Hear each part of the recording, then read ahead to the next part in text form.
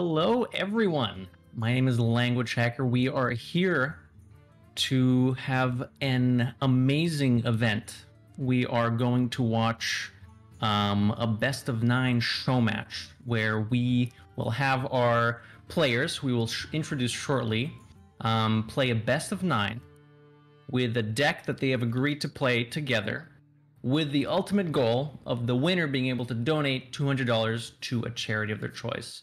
Now, the charity has been agreed upon actually by both players beforehand, and it will be Shoes That Fit. This is an organization in the States that give children in need athletic shoes so that they can have good athletic wear to do athletics, go to school, and all that good stuff.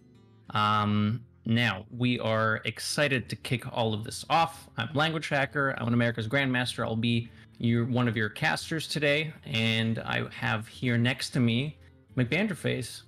McBanterFace, you want to tell us a bit about yourself? Yeah, I'm McBanterFace. I'm also an America's Grandmaster. Most recently competed at the Hearthstone World Championship, and I'm excited to be here. Should be a really awesome show today. So, talking a little bit about the players, who is playing today? First off, we've got Zacho, perhaps most well known as the founder and head of the Vicious Syndicate Data Reaper project. Cool resource, very well known in the Hearthstone community. And his opponent today will be RidiculousHat, who, in addition to working on the Vicious Syndicate project, is also kind of a, wears many hats in the community as a podcaster, several different Hearthstone podcasts and non-Hearthstone podcasts. And it should be a pretty good match. Competitive, but also, we're meant to be having some fun here. It is, of course, proceeds are going to charity, so it should be lighthearted, but also I think they're going to want to prove their superiority to each other. Absolutely. As a quick reminder, also, the current prize pool, or the pool that will be donated to the charity upon the winner's win, is currently $200. However, anything donated during this stream, we're talking bits, subs, gift subs, donations, will also be included in the prize pool towards the charity. So it's for a good cause. Good idea to donate and bump up that donation. Shall we hop in and talk a little bit about the deck list? Let's do it. Excellent. So, the deck we will be looking at today is a version of Big Spell Mage. Anything stand out to you about the list that we have here, McBanter? Yeah, it's a pretty greedy list. A lot of high-cost cards. We got a Mutinous in there, running a Talon Ford Ring. Not a ton of really defensive stuff, maybe outside of like Ice Barrier and Fire Sale. So I think Greed might be king in this matchup. Can get a huge hero power with Wildfires, and then of course the newly buffed Magister Dawngrasp, and should be a pretty unique matchup. Yeah, it's definitely going to be pretty fun. We don't see a lot of cards like this too much on ladder, at least as of late. Perhaps post-patch we'll be seeing a bit more of this.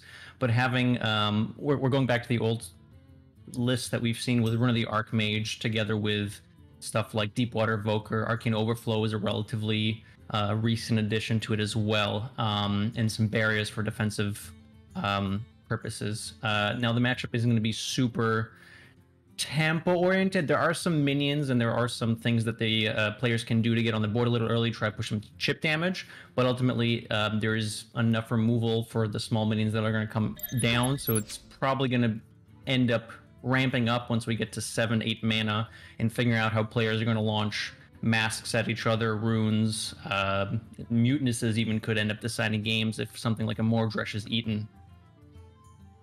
Yeah, I think there are going to be a lot of kind of interesting things to think about. A lot of expensive cards, so you're kind of forced to maybe only make 1 or 2 plays per turn, but they're going to be important. Making sure that you have something on board when you can to deny mask damage going to your face, especially because ice barriers are going to be replayed with the hero as well. So I think pushing chip damage will definitely be difficult, but that doesn't mean you can just ignore board completely, because then you'll just end up losing straight to burn. So players will have to be cautious of that.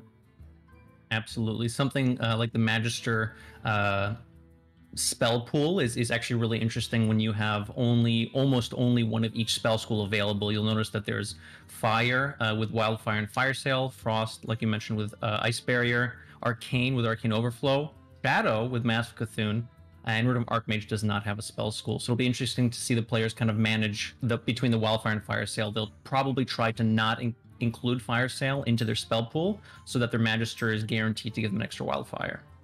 Mm-hmm.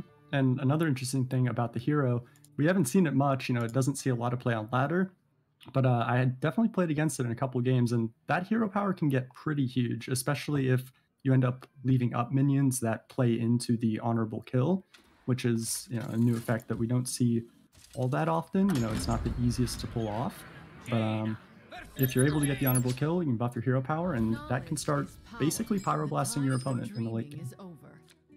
All right, let's dive into the game. The players are ready. Our best of 9 is starting. We have RidiculousHat here on the bottom, and we have Zacho on the top. As we can see, both players start with their mulligans. What are we looking for in this mirror matchup? What do you think the players want in their opening hands? I think Wildfire is going to be a huge card in the mulligan. Just getting the immediate buff on your hero power. Again, we talked about how it might not be as board-oriented as other matchups, so I think that's going to be a key card to look for.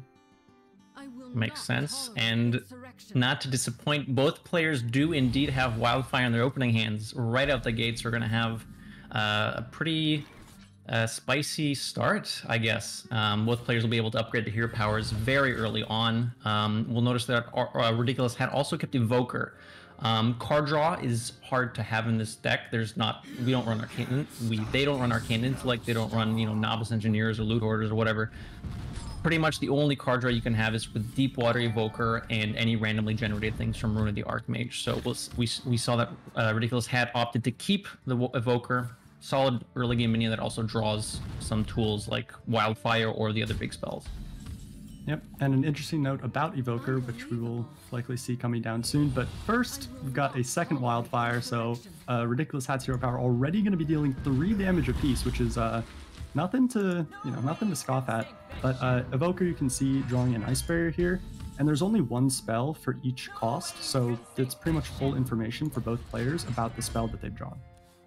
Correct. Both players will know that the 3 armor that each other gained means that the Ice Barrier was drawn off the Evokers. Zacho off the bat had an early Snow Flurry, which managed to push a bit of chip damage, and we'll see RidiculousHat is a little lower health-wise. And even though his hero power is charged up a bit more, he is currently taking the chip damage. Now, the Barrier is going to come out to hopefully disincentivize Zacho from hitting him in the head. And it's also worth noting that both players have Magister in hand. However, I believe Zacho might be in a slight lead here because of the context of the Mask of Cthulhu's. So if both players are equal health-wise, and they both start launching Pyroblasts or Mask of Cthulhu's at each other's faces, the player with less health will generally start losing faster. So I would put Zacho as a bit of a favorite in this matchup so far. Yep, and as we see here, immediately it's an empty board, by far the best time to play a Mask of Cthulhu, and so it's already 10 damage to face, and it's going to start adding up. We will likely see him, of course, not attack, because the barrier is pretty much going to deny any chip damage now. Yep. Realizing that, so the decision to decide whether or not to actually attack is, will that player be able to push more than the Ice Barrier heals? And the Ice Barrier is technically 8 healing if you attack into it, so you gain 3 damage with Evoker, but then you have to push another 5 damage, and Zacho decided that I'm not attacking face for another 5, let's just leave the Ice Barrier up, we'll start pinging. They have another mask set up. The game plan is evident from there. And that Rune of the Archmage was not the best for our hat. He was looking for something really good. He's low on health. I don't think that's quite going to do it. Actually ends up milling the Mordresh as well, and is still sitting at very low health total here. Yeah. Gets the Clumsy Courier, which does get the rune out faster. Zacho immediately plays the Dawn Grasp, deciding that it is basically the same as casting Mask. However, it has the upside of upgrading the hero power and allowing him to get some extra pings in. Yeah, and these players are playing at lightning speed. We've got the second rune from our hat. This one needs to be really powerful, because otherwise he is going to be dead to the second Mask. Yes. Deep Freeze, now, fortunately, on board. Exactly. Some health is in the way. However, it's worth noting that Zacho's hero power currently deals 4, and there's no way to actually gain health back outside of Magister Dawn Grasp, because it actually puts the armor on without having your opponent need to proc something like an Ice Barrier. I don't believe that there's any way to generate healing either. in this matchup, so it's pretty dependent on RidiculousHat gaining the armor and trying to out-ping Zacho, but I don't think that's actually physically possible. Yep. Just, Zacho got off to a very quick start that game, had the initiative on board, pushed a little bit of chip, and then the masks pretty much did all the rest from that point. Yeah, I mean, it gets really explosive. There's some key cards that can help the game kind of snowball on, and Wildfire is one of those things. If both players don't find Magister and start upgrading their hero power further, if both players don't find Mask or get a crazy Rune of the Archmage off, the chip damage from minions and ping slowly starts to add up. But Zacho just had a crazy double Mask hand, and with his early aggression, despite only having one Wildfire compared to RidiculousHat's 2 Wildfires, the chip damage paired with double Mask was just pretty much too much for Hat to come back with without having something like a crazy Rune of the Archmage, which you spoke about a bit earlier. Yep, and the recent-ish change to the hero card Magister Dawngrasp was actually somewhat relevant there. It might be even more relevant in future games where, other than just being 7 mana now, you also keep the Wildfire buffs from your hero power. Previously, I believe it reset the hero power to 2 damage, whereas now if you play 2 Wildfires and then play the hero, you actually get to keep those buffs on top of it, so you don't need to rebuild the hero power with the honorable kills. Yes, absolutely. Actually, quite a big change. It was funny. I remember the dev notes saying that they don't think that's going to have a major impact, but in a matchup like this, it absolutely does have a major impact. Having a hero power that deals 3 versus 5, for example, is massive, or 2 to 4. It's almost double in one case and almost double in the second case. So definitely showing up in this matchup. Not necessarily in that game yet, because we did not see... actually, no, we did see. Zacho did have a Wildfire before the Magister Dawngrasp was played, so his hero power was doing 4 at the end. Yeah, okay, we have Zacho taking an early lead, 1-0, but still best of 9, plenty of games left to go. Mm-hmm. Yep, plenty of time. Also, I imagine some of these games might be a little bit less explosive. That one was just also, the speed of play has been rapid. I don't think either player has taken more than maybe 6 seconds on a turn. So it seems like we've got some high intense action here. Absolutely, yeah. I think without having something like a double Mask can, oh my goodness, and this is a great time to actually point this out.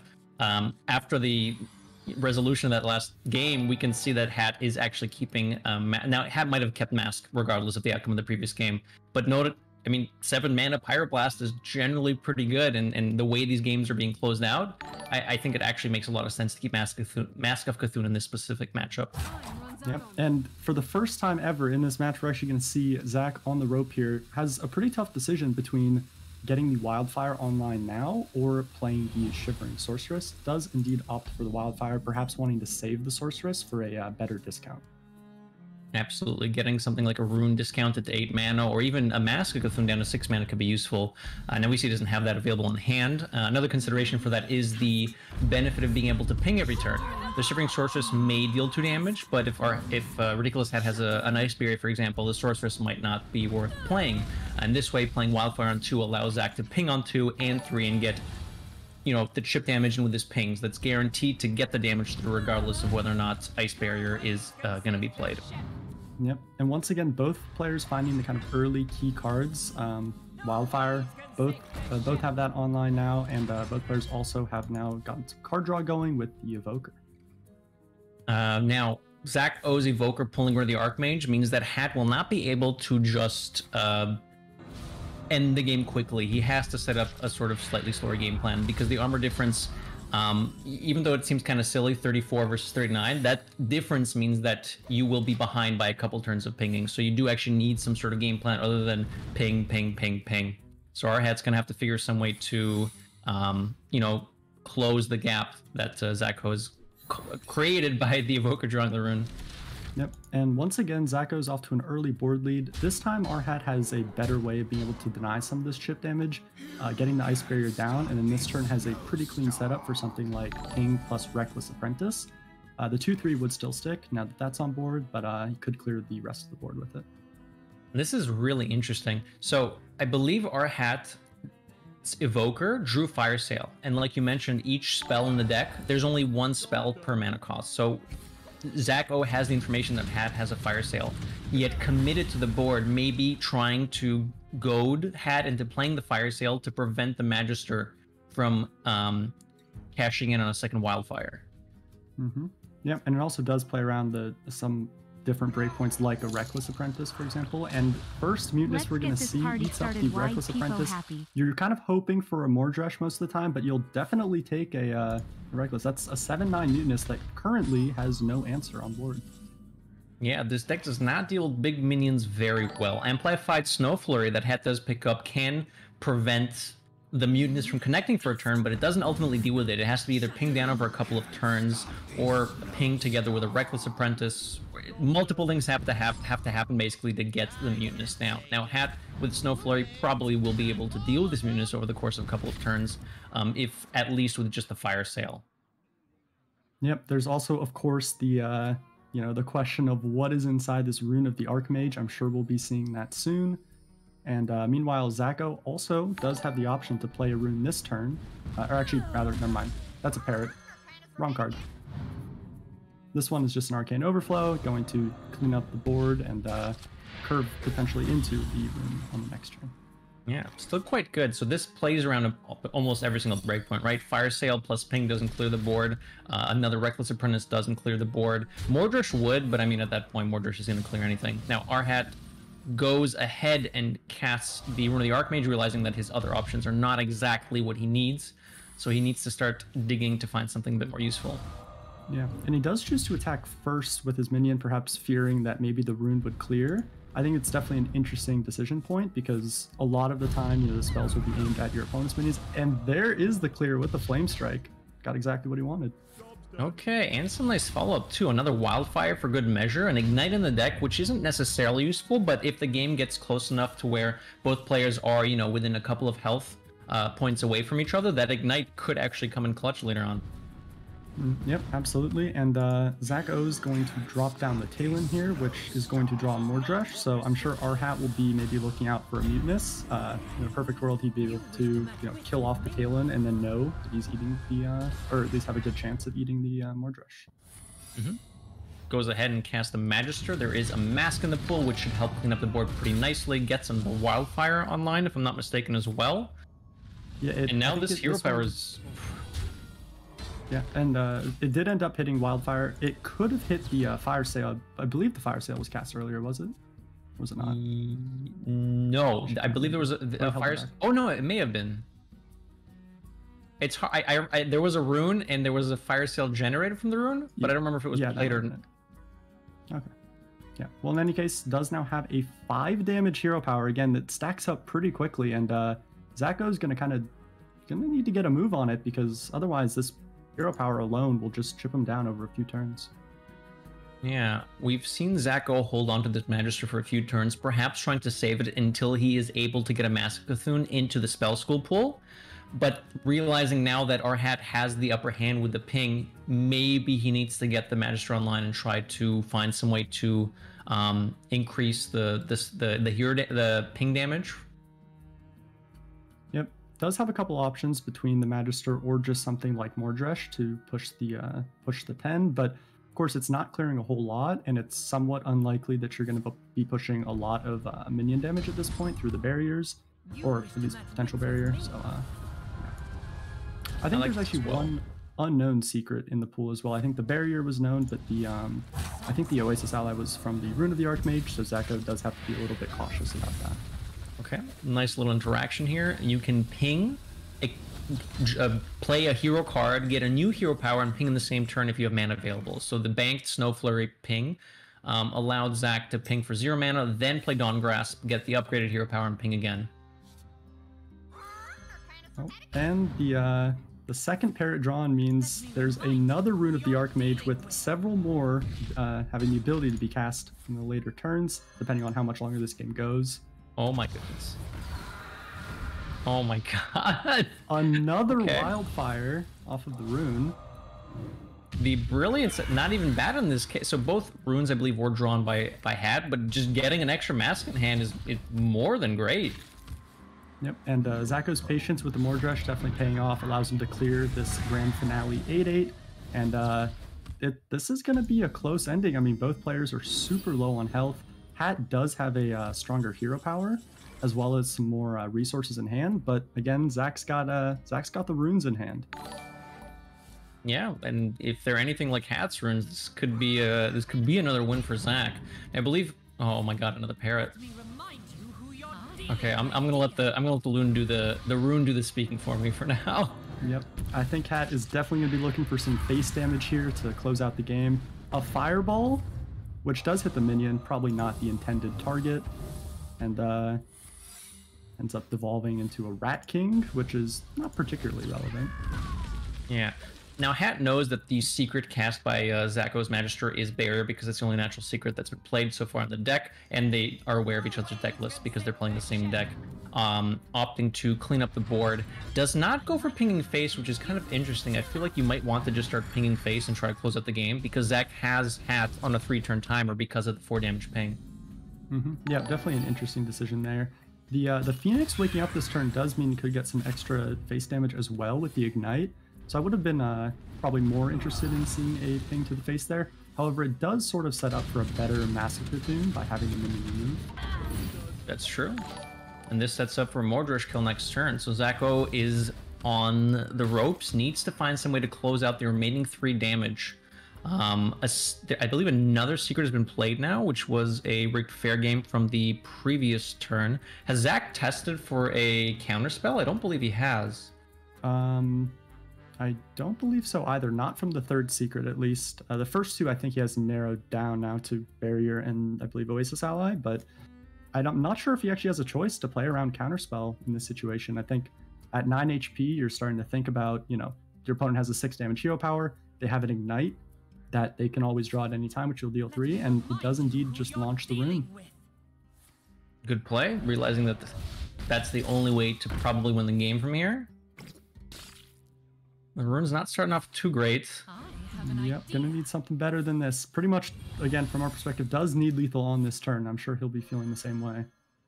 Yeah, so good recognition. Even if this does not end up saving him and he does take the loss here, finds the necessary line to help him win the game from this bad spot. Yep. I imagine Hat is going to just slam that Mordresh, which indeed does happen. Yep, the first Mordresh of the series ties it up 1-1.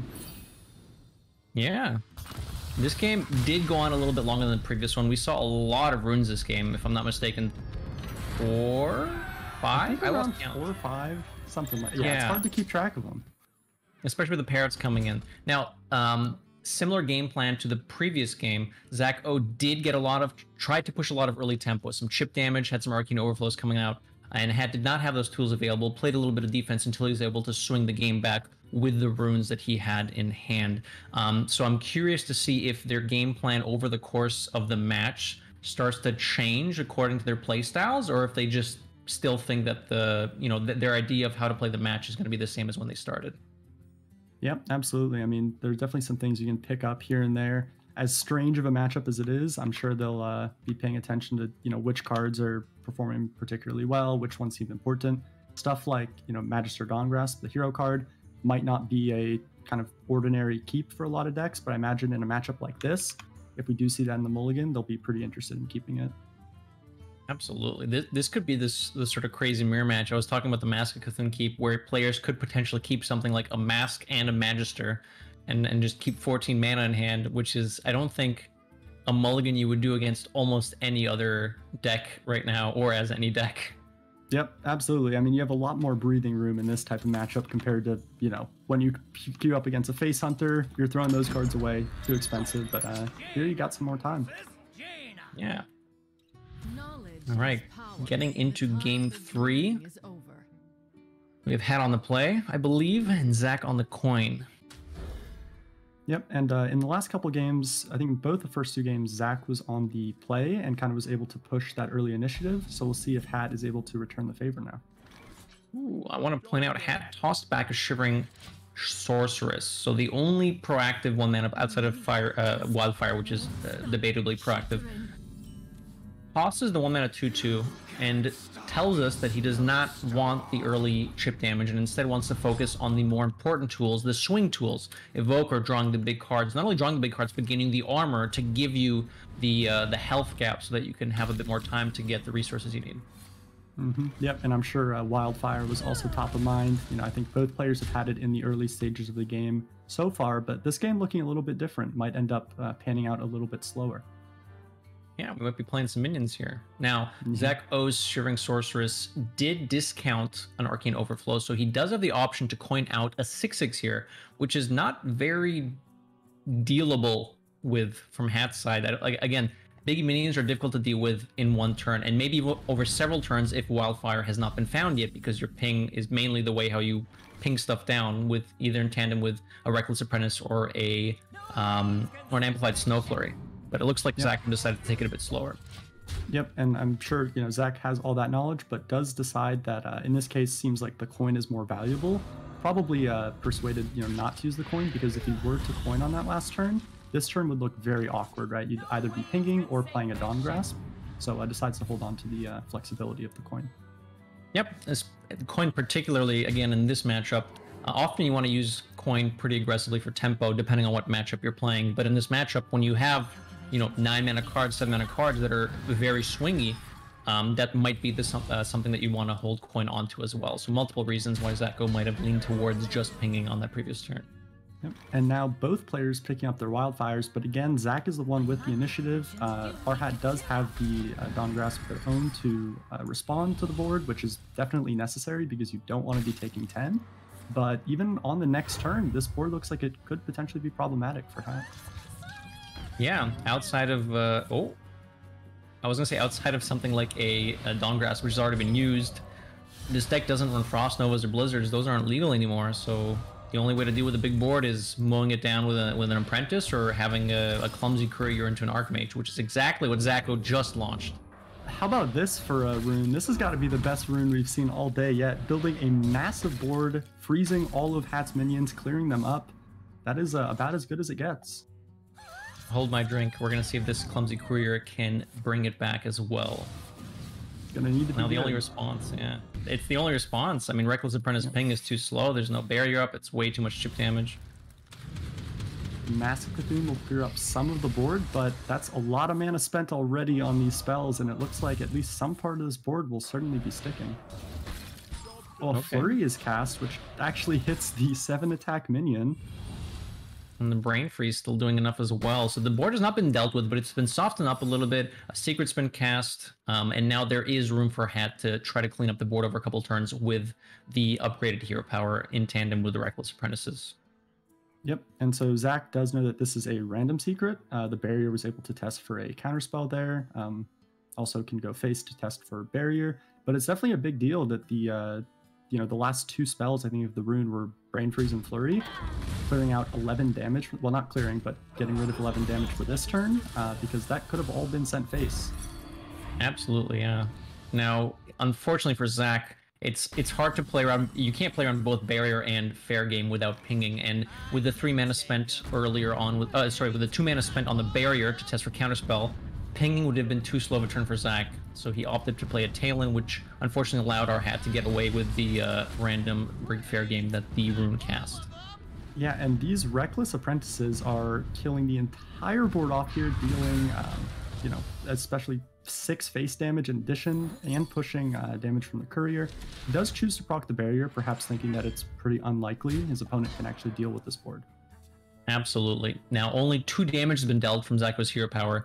Our Hat knows that Mordresh is not online at this point, and short of something like another rune, this board is probably going to connect again through the ice barrier, making it worth it.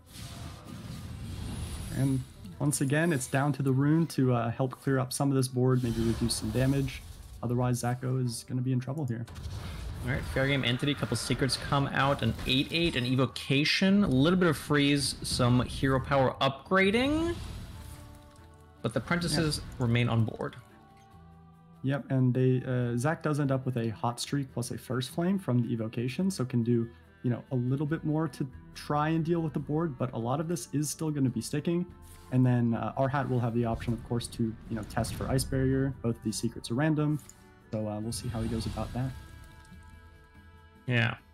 Now, this is an interesting point. Zacho's hero power does 2 more than our hats, but the health differential from the counter pressure, from clearing the board, getting a bit of chip damage in, puts our hat in a lead. Even with this 8-8 on board, oh my god, and the Magister being thrown as well. Hat, disrespecting Barry, says, you know what, those 2 secrets, I don't care about them. We're going to jam this Magister, start pinging you down, and over the course of 2 to 3 turns, this is just going to be lethal.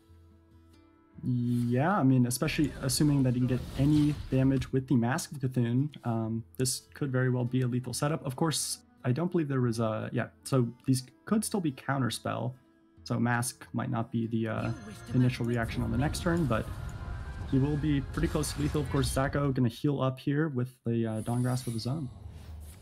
Yep. Cast a barrier, an overflow. Unfortunately, a hot streak and a first flame has been cast. However, the wildfire is picked up by Magister anyways, giving Zacho a 7 damage hero power.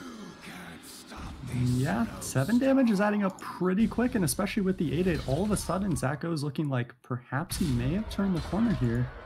And the safety barrier. The safety barrier means that he can disrespect the apprentice, saying, you're not going to attack face with that. I'm going to start the counter pressure and now put you on the clock. And the Mutinous onto the Mordresh will make a 12-12, which, in response, of course, to the random secret, gives Zacho a 12-12 of his own. Forced to freeze it here, but he is taking so much damage now, and I believe that is just lethal on board. This may have been a bit of misordering. I believe if Hat was going to go for the Mutinous, it was unlikely a barrier was better than going a Snowflurry Ping, so I think this turn should have started off with one of the smaller minions. Yeah, I do agree. Probably testing for the mirror entity, especially because I think he had already tested for like rigged fair game at that point. Actually, I'm not sure about that. But in any case, mirror is definitely a strong consideration, but Zacho will finish off the game now. Yeah, absolutely. I don't think this would have been lethal if it would have been played the other way, or it might not have been guaranteed, depending on... I didn't do the math of the apprentice draw, but... wow, that was a quick turnaround. It was a little back and forth there. Again, the runes are causing so much mayhem that the players have to adjust their game plan and try to figure out, am I the defender or the aggressor at this point? And the flexibility of what the rune can do really is going to change the outcomes of these games and how these players try to play around secrets, in a word. Yeah, absolutely. The secrets are definitely a big deal. You got a lot to think about. The players are playing extremely fast right now, not taking too much time on their turns. Maybe on some of these turns could slow down just a little bit because all the secrets can be pretty obnoxious, especially something like, potential counterspell in a deck where you don't have many cheap spells to test for. Maybe your entire hand is 7-cost spells, deciding if you have to take the risk, what stuff you can play around, particularly like Mirror Entity as well. Definitely a lot of interesting things happening in these opening few games.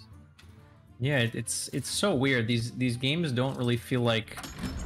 The deck itself just feels so weird because your role changed, not just being like a defender and aggressor, but some of these games end up being face hunter-esque where you realize that you only have so much resources like available left to you and you need to close out the game in 2 or 3 or 4 hero powers and you're trying to start counting damage based on the wildfires and whatnot. And that's really interesting.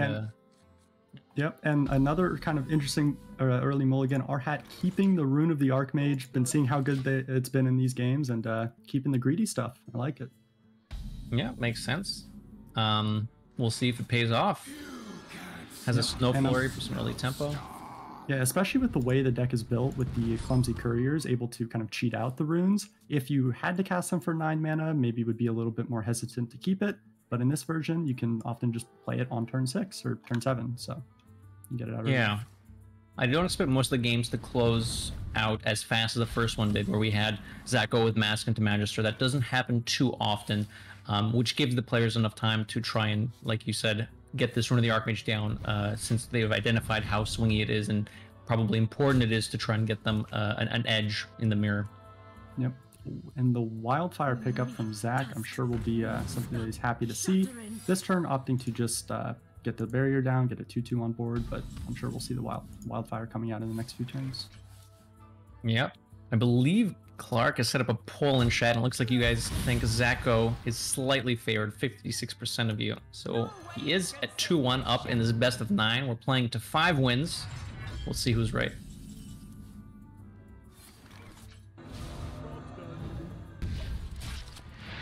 Meanwhile, just kind of like a battle for board, which is sort of, you know, not irrelevant, but it's probably not going to decide the game at this point. Both players have already played an ice barrier, so they're kind of just keeping the board relatively clear, spending their mana.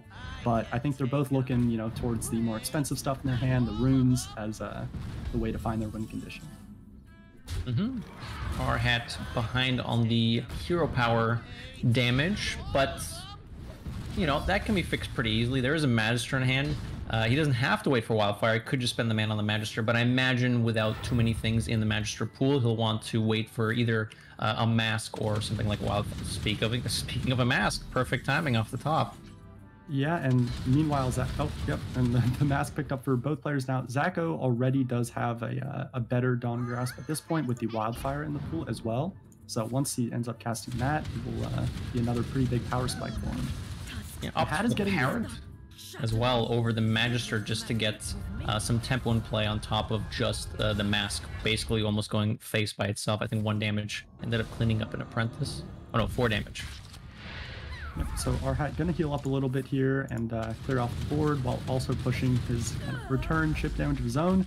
And his hero power does get buffed, not by the Wildfire, but by the Magister hero. So he's getting pretty close to lethal here. Yep, Zacho's Mordresh is 5 damage away from being online. The Wildfire leaves his hero power at 2 damage, so 3 pings do have to come out before that Mordresh can come and close out the game. So Zacho has to decide if he wants to go for the Magister game plan and start pinging. He cannot ping this turn, important to note. However, he could play Rune here. Instead opts for basically just a 3rd Massive Cthulhu. Importantly, it also does put a minion on board with this play, meaning that another Massive Cthulhu from RHat would not be lethal in this situation. Okay. Hat deciding that he's in an okay spot. Once again, the Armor of the Evoker, so he doesn't die to something like a... Well, the Mordresh doesn't happen yet, but dying to like another Mask, for example. There is still a natural Mask available for Zach. It's somewhere in the deck or in hand, and there is still Magister. So opting to go for defensive play here, protecting the life total before they start picking each other down.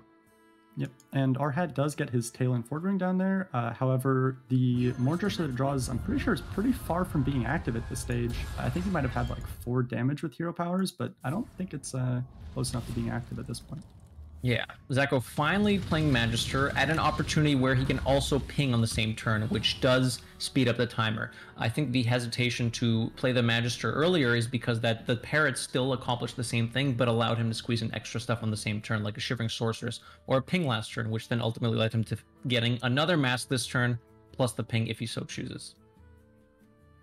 Yep, and now just deciding perhaps if he wants to use the amplified Snow Flurry on this turn with the ping, or if he wants to just hold it in hand. Potential Mutinous Protection could be in his consideration here to protect the Mordresh, which will be active next turn with the hero power. So this is a lethal setup from Zach. Yeah, opposite ping off the minion to set up for the Mordresh. No reason to ping face. RHat needs something from the rune. We've been saying it a lot. Needs something really powerful here. A board actually will not even do it against the Mordresh. Is there anything from Rune that saves him? I don't think so. Rune cannot cast any non-mage spells, to my understanding. I don't think there's anything in the pool that will let you cast anything else. And because of that, there is no healing available. You can play a barrier, but Zacho doesn't have the prockets. And because of that, once the players get to a low enough health threshold, it just becomes a matter of pinging. Either pinging them down over the course of a couple turns, or something like a Mordresh that happens to be exactly 10 damage here. Yep, clean setup from Zach. You know, held another minion in hand to protect the Mordresh from pretty much RHat's only out at that stage, which was Mutinous, and closes it out. Is now up 3-1. Yeah, as a reminder, this is up to 5 wins, and Zach is creating a bit of a gap for RHat to overcome. Now, RHat's an excellent player, as is Zacho, so I don't believe that we're going to end up seeing something like a 5-1. I think the players are going to keep it close. I think we're going to end up with a 5-3 victory for Zach. How do you feel about that? 5-3. You know, I'm gonna go the other way. I'll say the comeback is on. RHat's gonna bring it back in a much closer 5-4 victory. Oh, okay. Keeping it real close, and the not quite the reverse sweep, but the reversal. All right, let us know in chat what you guys think. And as a reminder, any donations that come in during the stream will be included in the prize pool that is donated to the charity after the show match. As a reminder, the charity is Shoes That Fit. an organization that gives children in need athletic shoes. Power. The time for dreaming is over.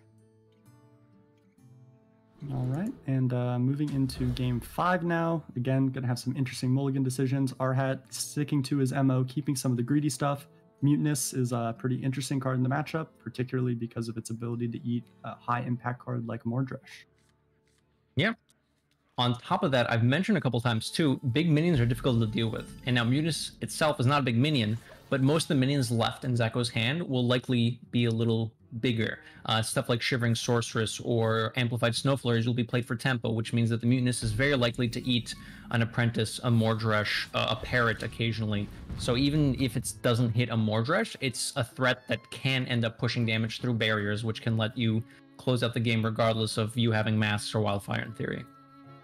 Yep, and a much slower start to this game, seemingly for both players. A lot of expensive cards in hand, no early Wildfires or Sorceresses yet. So kind of just a ping battle at this stage. Yeah, Zacho taking this time here, considering how the next few turns are going to pan out, or just waiting to reconnect. Never mind. Well, I'm sure. And we are back. Okay. Short 10-second break. That's all the players need after the speed we've seen so far. Yeah, just ping back and forth. There's not a lot to be doing. Zacho can think and allow our hat to potentially make a read that he's holding something like a Snow Flurry, which is relevant for something like a Mutinous. Maybe Hat delays the Mutinous if he knows that Zacho's holding a smaller minion back. So there is some merit to mind games if the players believe that they can get into each other's heads. But meanwhile, some slight connection issues. I'm sure they will be sorted out shortly. Yeah, I mean, this is going to be, as you mentioned, quite a bit of a slower game. No Wildfires on the back, not even some small minions to get onto the board. And it could lead to some very uninteresting lack of minion combat or lack of anything, really. Like we said, these players have been opting to keep greedier cards, and with greedier cards in hand, it's quite possible that nothing happens till turns 6, 7, 8, and so on and so forth if the early stuff isn't drawn. Yep, absolutely. But already in Zach's hand, we could see potentially a turn 6 rune able to be cast. He's got the Clumsy Courier in hand, and as well as the coin. So if he chooses, to get that out early, he can certainly do so. Indeed. Curious to see if something like a Tempo Reckless Apprentice might come down. It's not the biggest minion, but if neither players have Wildfire, 5 health isn't really that trivial to get through, and over the course of the game, if that Reckless Apprentice hits face 2 or 3 times, that can add up enough chip damage to make up for, something like an armor game from Evoker, or just give our hat the lead he needs to get to some of his later spells if Zacho has an early rune. Yep, absolutely. I would not be surprised to see that come down, even though you're not getting a lot of value, like you said. The one thing that maybe might make him hesitate is the fact that he does have the Mordresh in hand. So in a perfect world, he'll want to get a little bit of damage off of the Reckless, like maybe against 2 minions. But with the 1 damage hero power, it's pretty hard to set anything like that up. So he might just take the damage from it while he can. Okay. Makes sense. Makes a lot of sense. Now, I want to ask you a question. You're a competitor. I'm a competitor. How do you deal with being down 3-1 in a set, for example? If you were in our hat's position right now, down 3-1, it's a best of 5. How does your mindset work in this situation? What do you need to think about? I think a lot of it is just about knowing that each game really is a new game. Anything that happened in the past, you can use it as a learning experience. You can figure out how to use some of the things you learned in these past few games, or maybe new interactions, mulligans, as an advantage. But none of it means that you're going to get the same outcome. So I think you just have to kind of think positively, know that you're good enough to do it. I'm sure our hat knows he's very capable of getting back into this game, and so I'm interested to see if he will be able to do it. Absolutely. Like I said, I think this is going to be a closer match than it currently is looking like it is, especially after we see how this game will pan out, because both players have a slow hand, and we can see how they choose to navigate the slower turns. Generally, we only have very small options when you have cards that are expensive, because when you get to, like, for example, on a 5-mana turn, and your opponent has a minion on the board, Arcane Overflow is pretty much the best thing you can do. But once we get to 6-7 mana, with the addition of Grey Sage Parrots, Clumsy Couriers, Masks, Magister, Dawngrasp, there is actually a lot of thinking and ordering of these cards to kind of lay out a game plan instead of just trying to go, wildfire on one, ping on two. And in these slower games, we can actually see the precise navigation of these options lead one player to victory and one player to defeat. Yep, absolutely. And I think that's something that Zacho's done really well so far in the series is, choosing his spots, which cards he wants to copy with like the Parrot, for example, when to play down the Courier. I think something that he's done the most often is just getting, 3-4 Massive Cthulhu's in each game with the Parrot whenever he can. I think definitely something to look out for because, again, there's not usually that much stuff on board, maybe outside of like a big Rune of the Archmage or if a Mutinous gets played. So the masks are your main way of burning down your opponent. And if you can copy a lot of those, then you're probably going to end up winning that game. Yeah, it makes a lot of sense. Mask is really interesting. In the first few iterations of this archetype, I don't think Mask was included because people ended up thinking it was, it was too... I guess it depends what kind of archetype we're talking about. Ping Mage versus Big Spell Mage. But I think even in Big Spell Mage, people are looking at cards like Flame Strike, Polymorph, a Mass Polymorph at some point as well when Libram Paladin picked up a little bit. So it's cool to see that this has switched into more of a burn deck instead of a control. Like you still have some control tools, a bit of defense, but ultimately having a sort of win condition deck like this seems really cool. Kind of like an old Freeze Mage, but slightly different because you're not freezing. Yep, and we're going to try and get back in the match here. I believe they might be back now. Load in and see if we can get back in on the action. All right, yes, players are now back in the game. We have missed a few turns, apologies for that, but looks like things have ramped up pretty quickly, and RHAT is now in what seems to be a very dominant position in this game. Casting a rune, looking for lethal, potentially. I'm still getting back in. Sure. And a fireball going face, needs 5 more damage for lethal. Seems like he's not going to get it, and an ignite as well. So Zacho is on a pretty much nearly guaranteed 1-turn clock here. He needs to do something to get rid of some of this damage.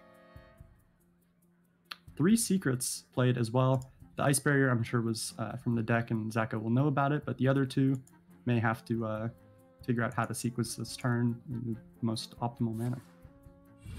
Yeah, finally a game where Wildfire just came down, but prior to this turn, this game has just been normal spells and other stuff. Hero powers haven't really mattered too much. Yep, and just gonna go for the armor gain. The Evoker will gain the 4 armor, but the problem is the board is still here. With the barrier, that will essentially put him up to 15 health, with our hat showing 10 on board. Fair game proccing allows Hat to draw some cards. Now Zacho wants to specifically not see Massive Cthulhu. He's quite low. The barrier will stem some of the bleeding, and like we said, the hero power from our hat doesn't do too much, so our hat does need a bit of extra damage to push through. Now that being said, he does have double wildfire, so that's with the board, I believe, will allow him to push not enough damage to have lethal this turn, but can set up for lethal the following turn. Yep, and meanwhile, Zach's Mordrush pretty far away from being active at this point, so he's going to need to do a bit more to set up lethal. Problem is again, on a clock, Magister is the only way left in his hand to gain armor at this point, which will be guaranteed that he needs it, because he's currently sitting at 2 HP with our hat's hero power dealing 3. Yeah. Now our hat navigating how he wants to gear up the rest of his turn, spend a lot of cheap stuff, spend expensive stuff, realizing that this is likely the last turn unless Zacho does go for something like a Magister. And with what's been played so far, I don't believe that the Magister will save Zacho. It'll help a little bit, a bear will come out, an overflow will remove a minion, but ultimately our hat will still have enough damage left over to push through because of the choice to go wide here, knowing that if something like a Fire Seal comes out, then Zacho can't gain armor and the ping will close out the game. Yep, and in addition to that, even if Zach were to clear the board and gain the armor, our hat actually set up the Mordrush for the next turn, pretty much making it a checkmate scenario. Can go ahead and use the hero power, which is also 0 mana, to activate the Mordrush, meaning he's got 11 damage on the next turn, pretty much guaranteed. Yep. And because of that, Zacho has to go in on the rune and hope that somehow 14 damage comes out of it. And unfortunately, that is not the case. Cleans up the And so, board. Yeah. RidiculousHat closing out this game, and we're up to 3-2. Okay, 3-2. 5 games down. Maybe we get to see all 9. Get a lot of action.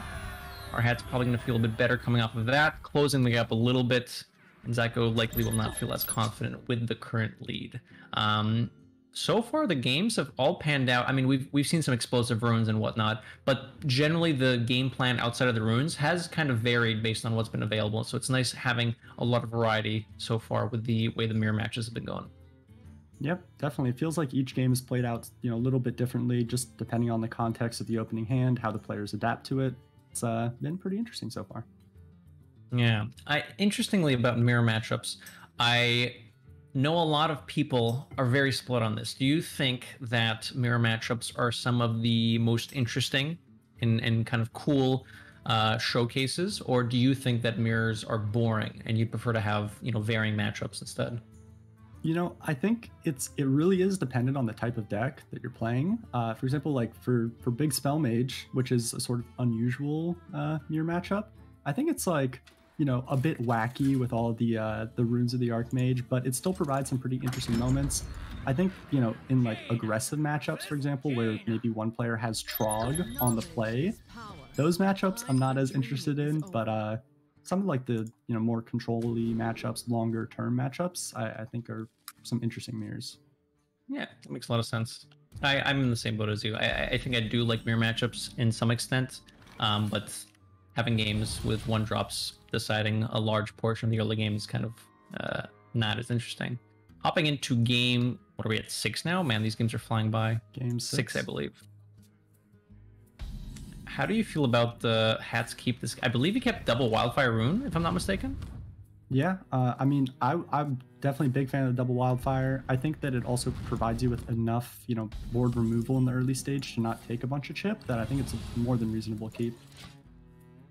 Makes sense. Early Wildfires, plural, can also let you just start getting a lot of chip damage and getting to the point where just a mask could close out the game if your opponent cannot provide tempo to force you to stop pinging them in the face. And now Zacho tried that a little bit, but RidiculousHat will just keep pinging, gets their Apprentice down as well. Yep, the Evoker will gain Zacho some health back here, and of course does let RidiculousHat know that there's a Fire Sale in hand, but he's just going to keep pushing the advantage, keep on the pressure, try to push this minion damage while he can, and already getting getting Zacho down pretty low. Yep, absolutely. The discount from the Shifting Sorceress will allow Zach to coin out a Mask of Cthulhu now, which will have it in the pool for the freshly drawn Grey Sage Parrot that he will likely want to get down next turn. Mm-hmm. An Evoker is a great pickup for Hat, meaning that he now has some more stuff on board. Also draws into the Mask of Cthulhu, which I'm sure is the spell that he was looking for. So if Zacho does opt to play the Parrot or just clear the board here, which he does, this Mask is going face. Interesting to note that we mentioned Parrot on turn 6. Cool, excellent. Why didn't Zach play it? This matchup does come down to face damage, and it's hard to do when there's minions in the way. So Zacho wanted to clean up the board a little bit with a Fire Sale, and then get the Parrot down on the following turn, as we see here, to let the 10 damage go face.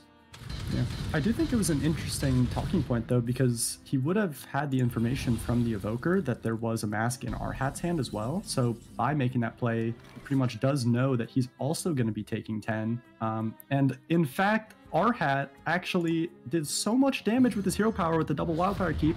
Turn 8 lethal with the Mordresh is about as quick as this matchup can possibly go.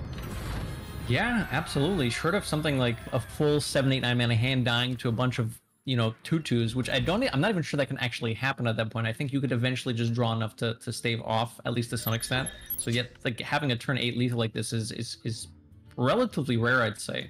Yeah, interesting talking point that you mentioned with the Mask of Cthulhu information being known to Zacho. It's possible that he thought that with the mask coming down, if RidiculousHat has the Mordresh, he's not winning the game anyway, so maybe he wanted to optimize his damage and give himself the out of over a couple turns with Magister, Parrot, and I forget the rest of his hand at this point, but hopefully trying to get 3 masks in a row to try and close out 30 health from RidiculousHat, and just hoping that RidiculousHat doesn't have anything after his initial mask. Yep. Absolutely. Sometimes you are forced to make those kind of, hopeful plays when you're in a pretty bad spot. RHAT got off to a really rapid start that game and was just pushing the initiative. Yeah, and just like that, it's all tied up, 3-3. The players are itching to keep going right back into the game. We're going to game 7, and now it's just a best of 3. 3? Down to a best of 3. It's like a Masters Tour qualifier match where you have to just play a mirror. And again, RHAT picking up the Wildfire in the mulligan. No Wildfire for Zacho. Does have a Sorceress and quite a strong, tempo start. Just a lot of early minion pressure to try and push chips. Chip damage. Yeah, this might be the game where we actually see quite a bit of chip damage follow through from Zach's side. Now, the Wildfire from RHAT does allow him to pick down the Sorceress to stop some of the early chip damage, but that will not let him deal with the Snow Flurry. So there is going to be some damage starting to get pushed. Yep, absolutely. Does have the Ice Barrier as well as an option, and picks up a Arcanologist off the top, drawing the second barrier now. So we'll hopefully, for his sake, be able to stop some of the damage going face. Yep, Zacho using the free ping last turn, knowing that this turn is unlikely for him to actually be able to use mana efficiently, which means that he wants to ping this turn anyways, allowing him to use the 0 mana ping earlier to push the 1 extra damage. Yep. And pretty important draw there from RHAT's side, drawing the Reckless Apprentice, meaning that after playing the barrier this turn, Zach will very likely push the damage face, and then you'll be able to clean up most of the board with the Reckless Apprentice. Yep, following up on his game plan from the Arcanologist on turn 2 into the barrier. Apprentice comes out, cleans up a lot of the board. Now, Zacho did proc the Ice Barrier, realizing that he at this one is the aggressor. He's behind on the hero power. He needs to get some chip damage in, and leading him towards his future turns that hopefully end up with masks and whatnot. So because of that, chooses to proc the barrier and tries to punch through the health that RHAT has available. Yep, and does play an Arcane Overflow. I think actually played the one that was not drawn from the Evoker, if I recall. So RHAT will have the information that there's another Overflow in hand, which we may end up seeing come down here. It's quite possible. Actually, a pretty interesting turn. A lot of options available for Zach. And nothing super clean in terms of mana or efficiency. I mean, so we have some of mana efficient plays that don't actually clean up that effectively. Mm-hmm. Goes for the Evoker. Yep, pretty reasonable looking. Probably not for an Ice Barrier. I'm sure he's looking for something higher value to maybe use with the Courier, like a Mask, like a Rune of the Archmage. But instead picks up another barrier, which is not going to do a whole lot here. Yeah. RHAT cashing on the Mask immediately, has the Sage in hand and the Magister. The Magister does have a Wildfire, a Barrier, and now the Mask in the pool. So RHAT might be looking to just get that out of the way next turn. Coin 7 into Parrot, ping. Will be Mask into Mask into Mask. That's a lot of damage, McBanterFace. A lot.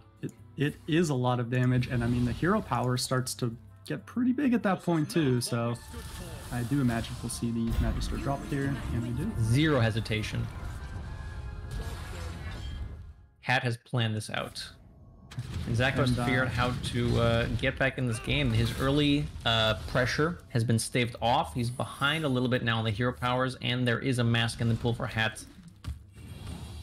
Yep, the tail end, of course, will draw Zacho the Mordresh, but that's pretty far from being playable at this point. You know, he's been pushing a lot of, minion damage and spending the mana on the minions, which means that hero powers haven't been able to be used as much. So he's going to need to get a few more pings in there for that to be active.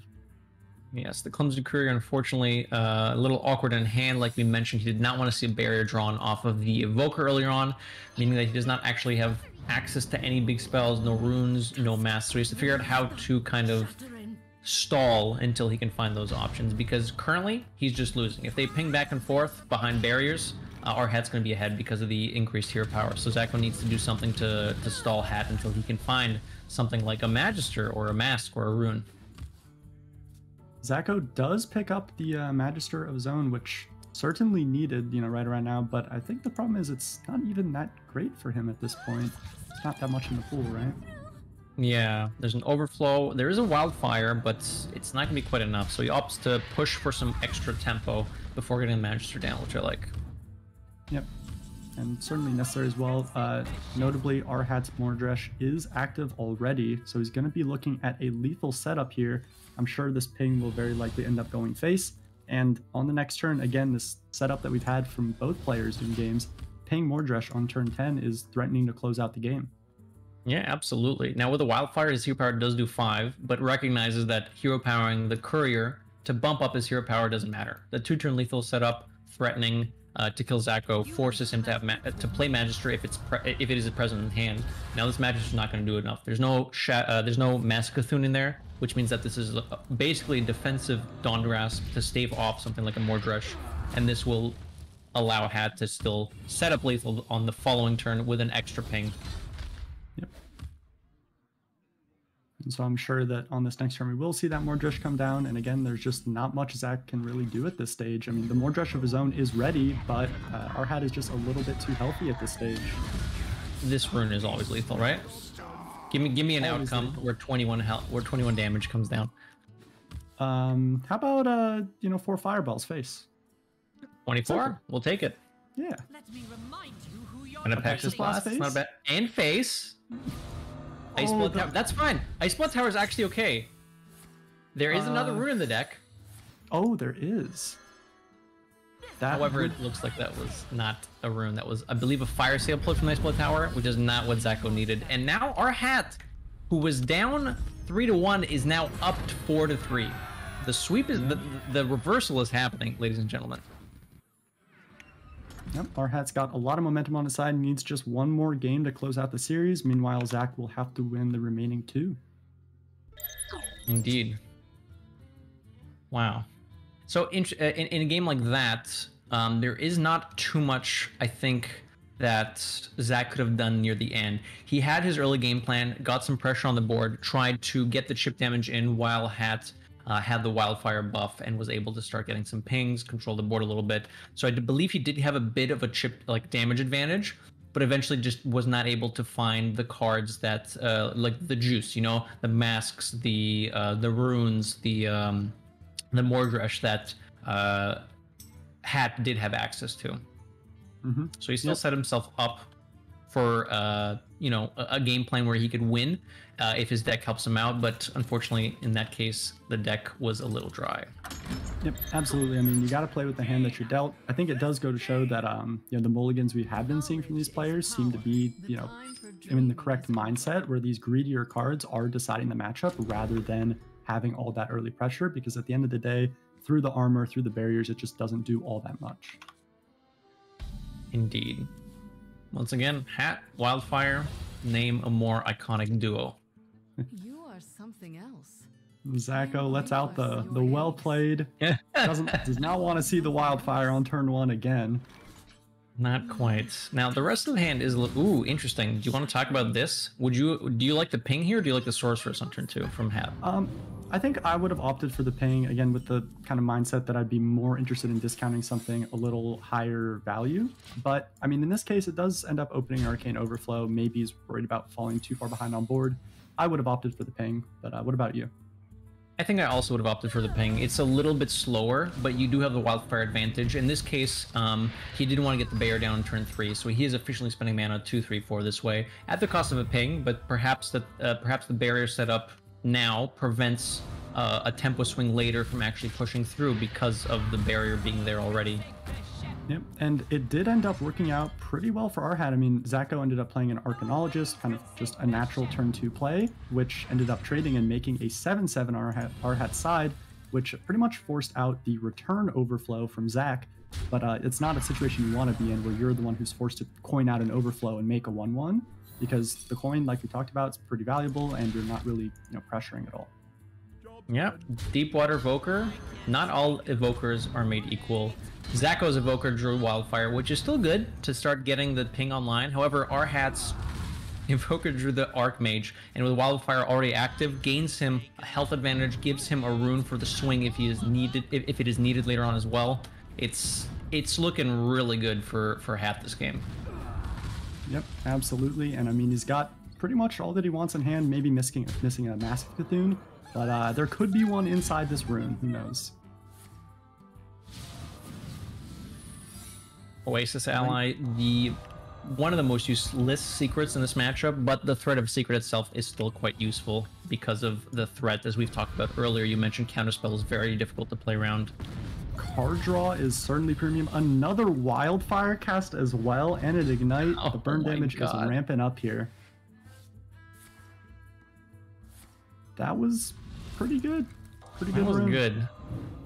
None of these runes have been super crazy, you know, trolled in 6 fireballs to the face type thing, but that was pretty good as far as things go. There's not a lot you can do to kind of develop. The best things that he can cast are card draw to get more resources, wildfire, and any damage, and that rune had quite a lot of those boxes checked.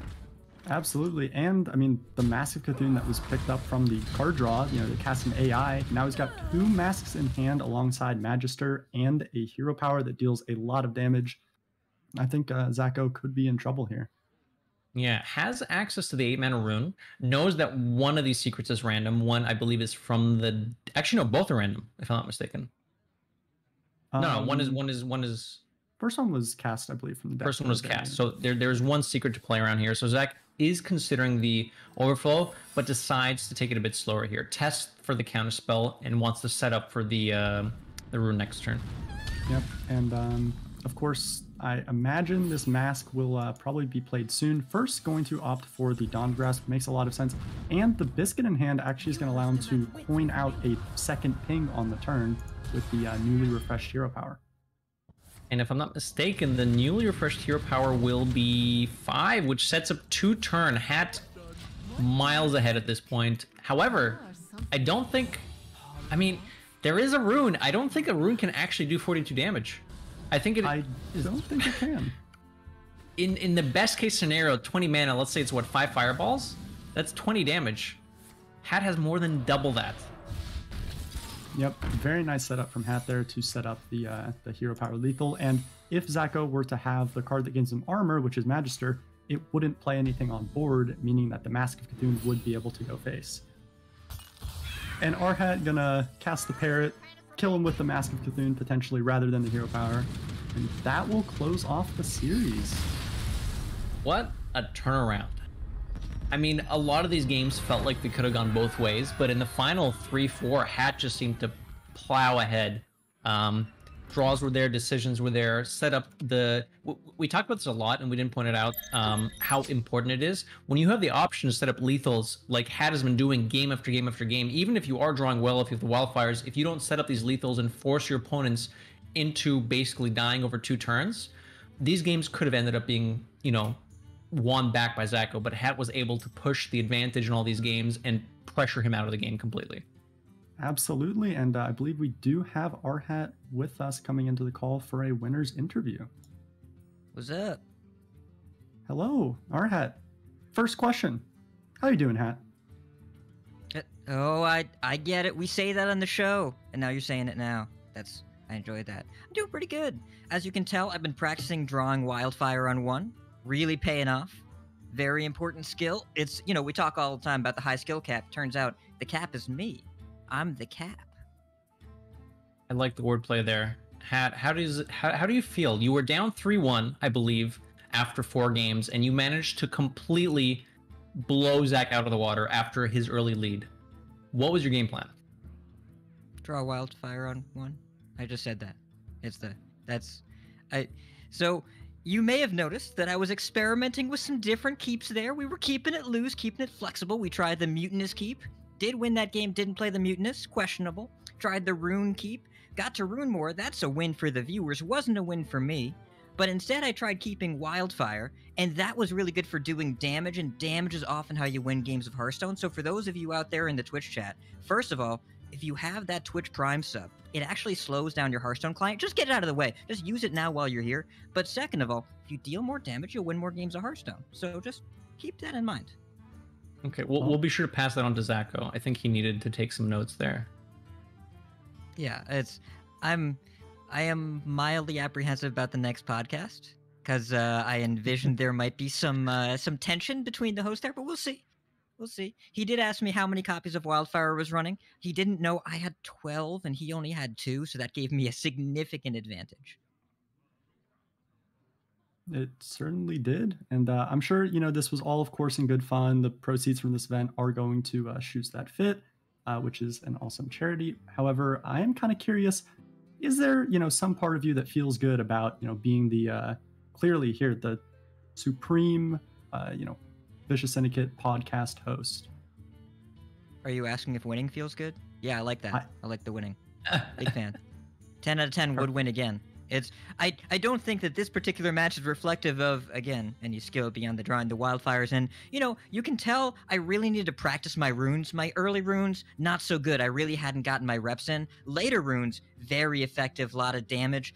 That last game, that biscuit for the double hero power, I really worked my way towards that.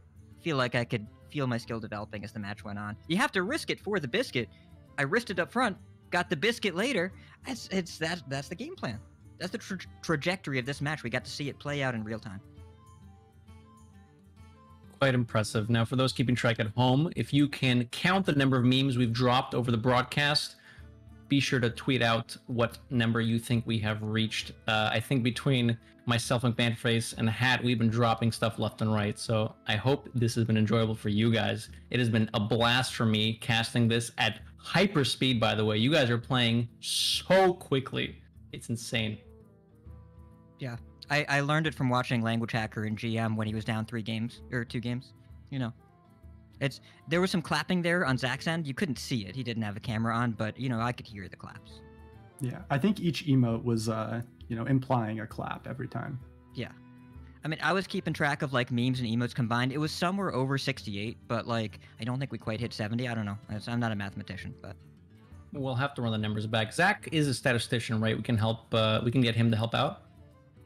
Yes, I don't foresee the analysis of these games proceeding all that quickly. We might have to wait for another couple reports to come out. But yes, we will enlist his services at a future date. So yeah, thank you so much, by the way, both of you, for casting. And can we say big ups to Clark for putting this event on, for donations and charity, all wonderful. We were supposed to do this back in December. And of course, work got in the way, as it does sometimes, but I'm really glad we could reschedule this. And since then, Wildfire Mage has become more competitive, air quotes. But at least it's no longer a total meme. Now it's only a partial meme, and I really feel like that we were able to take that partial meme status and relay it into an entertaining match for the listeners and viewers here today. Yeah, absolutely. To reiterate, this was a pretty awesome event. I know it was long awaited, anticipated by many viewers, so I'm really glad I got to be a part of it. Thank you for being here, Hat. Do appreciate it. And I hope everybody enjoyed. Yeah, thank you, Zacho, as well. You showed up. You didn't play that many wildfires, but we still appreciate you because you can't have a show match with one person. Clark, as well, thank you so much for hosting this and having me and McBanterFace present as casters. This was fun. It's fun. Casting stuff like this is really cool, especially when everyone involved is just meme lords, it's a blast. And it was fun, McBanterFace, casting with you. I don't think I've had the pleasure of doing that before. So thank you as well. And thank you. I had a lot of fun. It was a good time. Hope everybody enjoyed. Thank you for watching, all of you guys. Make sure you are following the channel if you're not already. It's right somewhere on the screen. Just click on a follow, click on the sub. If you have a Prime sub, it's going to expire. You might as well use it. It's free. Reminder, anything you donate by the end of this stream and maybe a little bit after the stream, if people are still, scrolling through the donations, bits, anything, all of this is a reminder, will be going to the charity of the choice of the winner, which I believe both winners have agreed to donate to the same charity, actually, which is very nice. The charity is Shoes That Fit. Do you want to tell us how you guys agreed on that at all, Hat, before we hop out? Much like Wu-Tang, Vicious Syndicate's for the children. We're really just here to make sure that Shoes That Fit, it seems like a simple message of just making sure that kids have shoes to wear that fit them. They're not hand-me-downs, but it really makes such a huge difference to their day-to-day to have something have some clothes they can call their own, something that's new, something that's not used up over and over again, something that's not misaligned with what they need. So we just really wanted to do something to support children in need. Seems important. Awesome. And events like these are made possible by you guys. So hope you guys liked it. Be sure to tune in every time Clark does one of these. Glad to have you guys. Hope to see you guys next time.